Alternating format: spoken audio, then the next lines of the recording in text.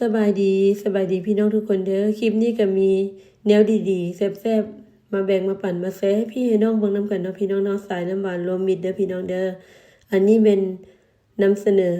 กินแซ่บและบอกต่อเนาะก็คือเป็นวุ้นแก้วใบเตยมะพร้าวอ่อนเฮ็ดแนวใดพี่น้องมาเบิ่งนำกัน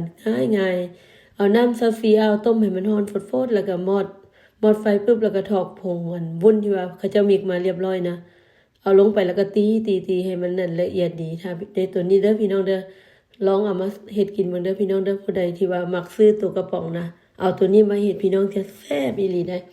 หลังจากนั้นก็จะไปพักไว้ให้มันเย็นเนาะคือเดี๋ยวนี้ละ3-4 ชั่วโมงมันเย็นโตลงแล้วก็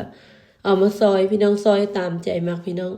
อยากซอยเป็นตอนสี่เหลี่ยมอยากซอยเป็นตอนยาวๆคือค่อยซอยมันนี่ก็งามคือกันพี่น้องก็งามแบบนึงเนาะเอาใส่ในน้ำหวานรวมมิตรพี่น้องน้ำหวานรวมมิตรนี่ค่อยบ่ได้เฮ็ดคลิปยาวให้พี่น้องเบิ่งเทื่อเด้อเพราะว่าเฮ็ดแล้วบีซี่หลายลืมถ่ายคลิปตัวยาว ก็เลยเอาตัวสั้นนี่แหละแต่มื้อหน้าสิเฮ็ดสูตรของค่อยให้เบิ่งเด้อพี่น้องเด้อแซ่บอีหลีได้แซ่บคักแซ่บแน่พี่น้องลูกหลานที่ได้ลูกหลานกิน2คู่บักใหญ่หมดเลยพี่น้องมื้อพาดีคริสต์มาสพาดีผ่านมานี่เนาะ